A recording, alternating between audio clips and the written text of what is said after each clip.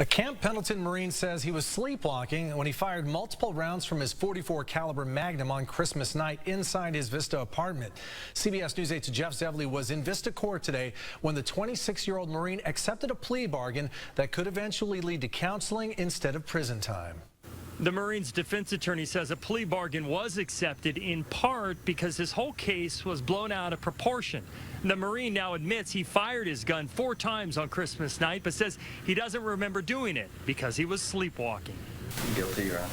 Active duty Marine Chris Johnson says he's guilty of shooting up his Vista apartment on Christmas night, but doesn't remember doing it. He was shocked when he heard this happen, and right when he did, he was extremely remorseful about what happened. Johnson's attorney, Alex Ozols, says the 26-year-old suffers from a severe case of post-traumatic stress disorder following 3 combat missions to Iraq and Afghanistan.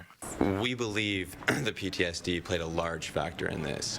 Johnson says the stress from war prevents him from sleeping, and on Christmas he took a prescribed dose of Ambien.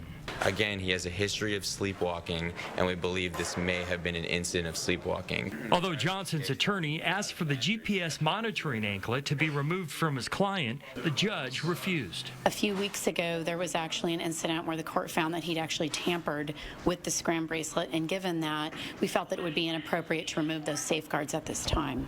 Johnson is being referred to Veterans Court, a new program that gives members of the military a second chance after brushes with the law. The night of the incident, Mr. Johnson took 3 shots of alcohol for his 3 friends that had died in the military that same day.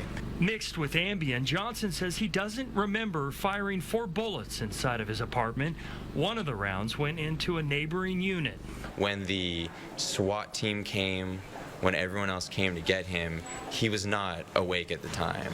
Johnson moved out of that Vista apartment complex and now lives on base at Camp Pendleton.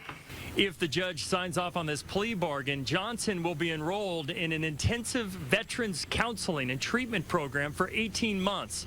If the Marine slips up at all, he could face that entire 7-year prison sentence. Back to you in the studio. Thanks, Jeff. If Johnson does complete Veterans Court, his case would be dismissed. However, because of the nature of the case, a strike will remain on his record. His sentencing is set for May 15th.